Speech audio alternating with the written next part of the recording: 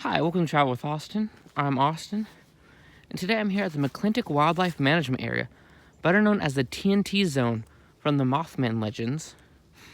So this area was part of the West Virginia Ordnance Works. The West Virginia Ordnance Works was a around 8,000 acre ammunition production area in West Virginia. It shut down in 1945. And when it shut down, different parts of it were parted out. Reading online, apparently some of the buildings were turned into industrial park. Some were torn down. Apparently an airport that was here is now the Mason County Airport a few miles away. However, this area, the McClintic Wildlife Management Area, or the TNT Zone, as I'm going to refer to it from now on, was an area filled with bunkers where they would store explosives and ammunitions. Now, these bunkers were supposed to be disguised, so if enemies were to try to bomb us, they wouldn't see them from the sky. And now they sit in the middle of this wildlife area. So this is actually one of the bunkers right here. I'm going to talk about it and go into it in just a second. But before I do, I want to mention this area is one of the top 10 U.S. Superfund sites, which means it is heavily polluted and that I believe it was during the Obama administration. They put a ton of money into trying to clean these areas up. In another video I do here, I'm actually going to show off some of what I believe was acid drainage here. So this area was heavily polluted. It might still be. I'm not exactly sure how to look up the status of what this area is now. So anyway, without further ado, I'm going to start talking about these bunkers. So there were two areas here that I know of that at least still exist today. There is the South Bunker area, which I believe I'm in right now. And then out past my car out there, there is a North Bunker area. Today, the South Bunker area has paths in it. This is one of the ones that has a little bit less of a path. If you go down towards the end, and I might make a video down there too, there's actually still gravel roads there.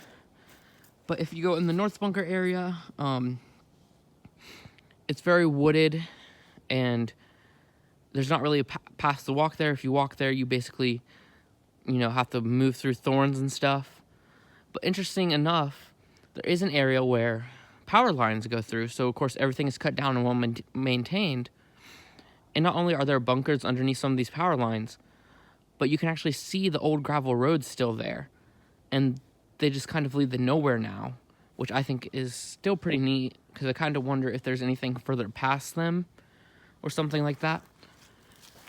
So these bunkers would store explosives and ammunition, and some of them still do. If you go on the far end of the park, going in from the other side, you will find a bunker that is completely fenced off. It is actually in great condition. There's not a bunch of stuff growing on it. It's just a grassy bunker, but you can't get near it because it still has explosives in it. And in 2010, there was a bunker in this area that actually exploded. I made a video there, I want to say earlier in the summer, and I think I released it on the channel. I'm going to try to make another video there, but you can watch that one for now if I don't. So basically, it exploded because it was still filled with ammunition, and the sun just got too hot that day, and it exploded. So now, some of these in the park are open, some are closed. I'm not really sure if the closed ones all still have explosives in them or not, or what the deal is. There are supposedly about 100 of these, and there's a few cool ones. There's one that's kind of underwater that I made a video about. There's the exploded one, and there's one that has a bunch of stuff in it that I might make a video about. But today we're going to look at this one. This one is a pretty prime example. It's pretty clean, it's open, and there's actually some light that gets in this one. So before I go in there, I'm going to warn you that my voice is going to get really echoey when I go in there, just because of how this is designed. So it might be a bit hard to understand, but I can't really control it because of the architecture of these domes. So as walking in, you can kind of already hear it start to shout back at me.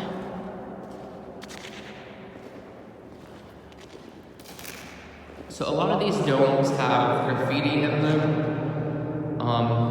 For some reason, there's a lot of graffiti from 2014. And this area has kind of become popular again because BuzzFeed did a video here. Fallout 76 just came out and it has the Mothman in it. And they hold a Mothman festival here. I believe they've been holding it yearly since 2016. So this area kind of is starting to pick up traffic again.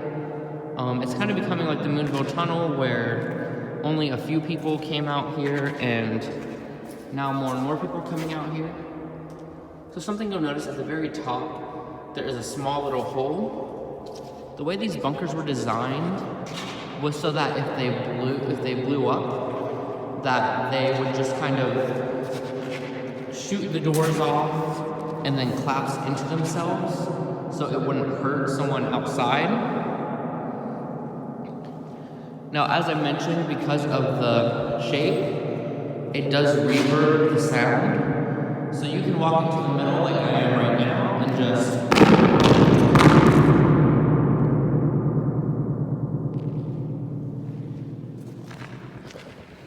and that makes a very loud explosive sound.